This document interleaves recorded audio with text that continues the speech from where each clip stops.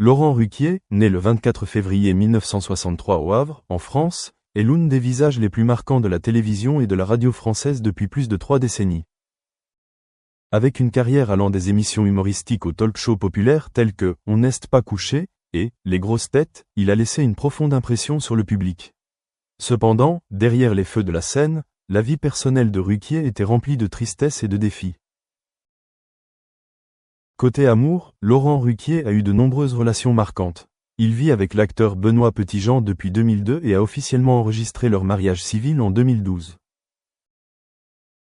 Cependant, cette relation a pris fin en 2018, comme il l'a révélé en 2021. Il a ensuite commencé une relation avec Hugo Manos, un entraîneur de fitness et influenceur sur les réseaux sociaux qui a 25 ans de moins que lui. Ils se sont rencontrés via Instagram et ont rapidement développé des sentiments l'un pour l'autre. Cependant, en mars 2025, le couple a confirmé sa séparation. Ruquier a partagé que la relation s'est terminée à l'amiable et qu'il reste en bon contact. La santé de Laurent Ruquier est également une source d'inquiétude ces dernières années. Il souffrait de problèmes de santé tels qu'une bronchite chronique et devait utiliser un appareil d'aide au traitement. De plus, il a également connu des périodes de fatigue et de stress en raison de son horaire de travail chargé. Les pressions du travail et de la vie personnelle ont grandement affecté sa santé mentale et physique. Laurent Ruquier a partagé que dans le passé, il a eu du mal à s'accepter lui-même et son orientation sexuelle. Il pensait qu'il n'était pas gay et qu'il n'avait de relation qu'avec des hommes parce qu'il n'attirait pas l'attention des femmes. Cette lutte intérieure l'a conduit à traverser des périodes difficiles pour se définir et trouver son bonheur personnel.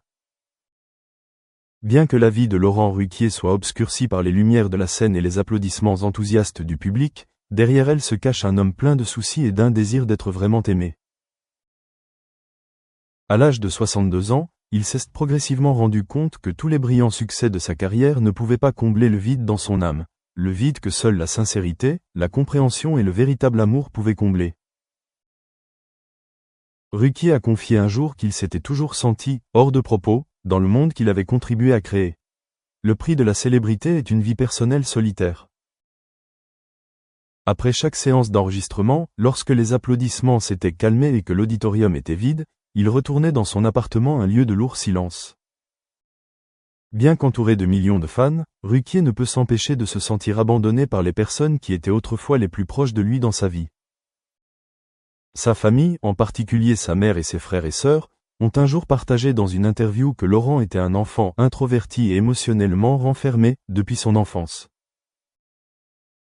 Bien qu'il soit celui qui fait rire des générations de spectateurs, il n'affiche pas facilement un sourire de soulagement.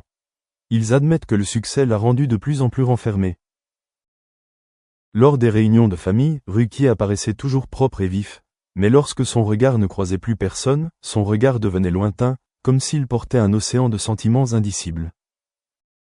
À la télévision, Ruquier a une carrière dont beaucoup rêvent. Il est créatif, a un sens de l'humour intelligent, parfois mordant et sarcastique, et conserve toujours sa personnalité dans chaque programme.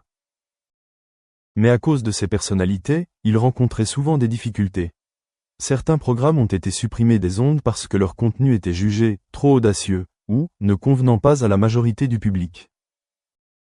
Les critiques de la presse, des réseaux sociaux et des médias l'ont un jour fait s'effondrer, mais Ruquier n'a jamais révélé ses émotions en public. Pour lui, la scène n'est pas un lieu de faiblesse. Ses échecs, bien qu'il les ait gardés secrets, ont en réalité eu un grand impact sur sa psychologie. À un moment donné, il a dû suspendre toute activité télévisuelle pendant plusieurs mois pour recouvrer la santé. Mais la vérité est que, selon un ami proche, il traversait une grave crise émotionnelle à cette époque, surtout après une rupture regrettable avec sa partenaire de longue date.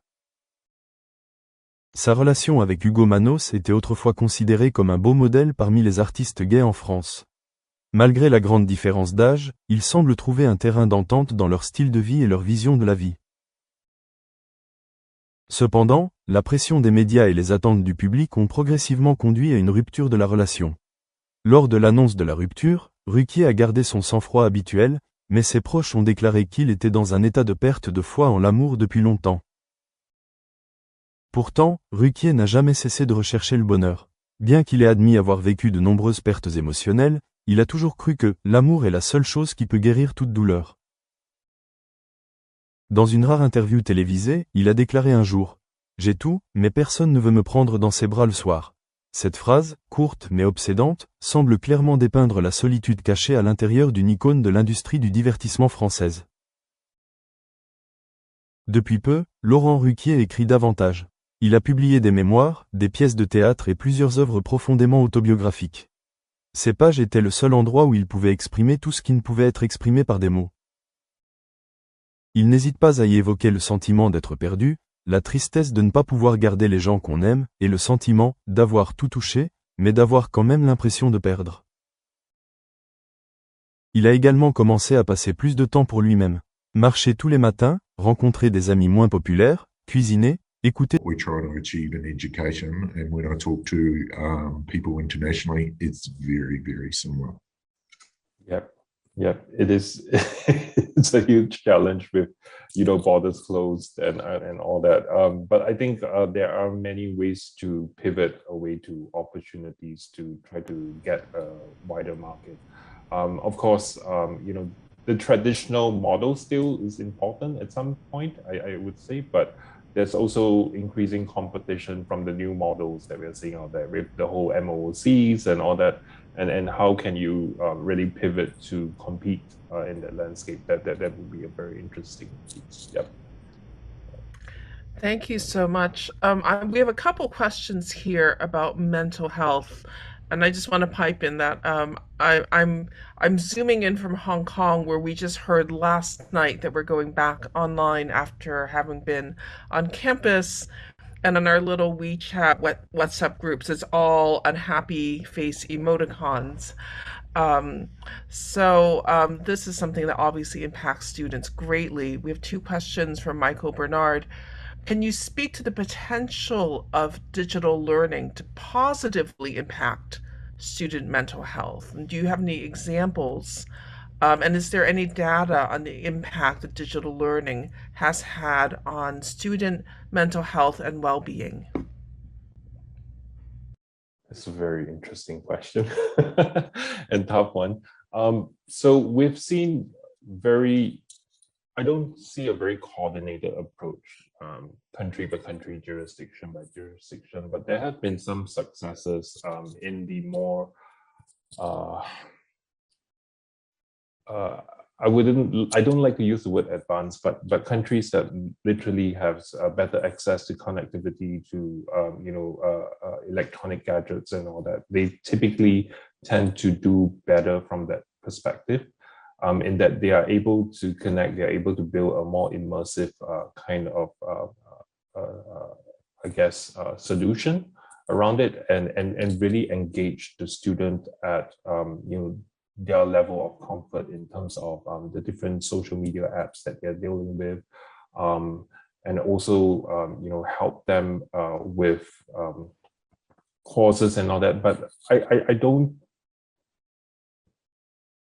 don't proclaim to be an expert in that area, to be very honest. But we've seen some help, and actually a lot of all these mental resources. It is not just on the the students alone. It is also the caregivers and the folks that live with them, and the community that supports them. I think a lot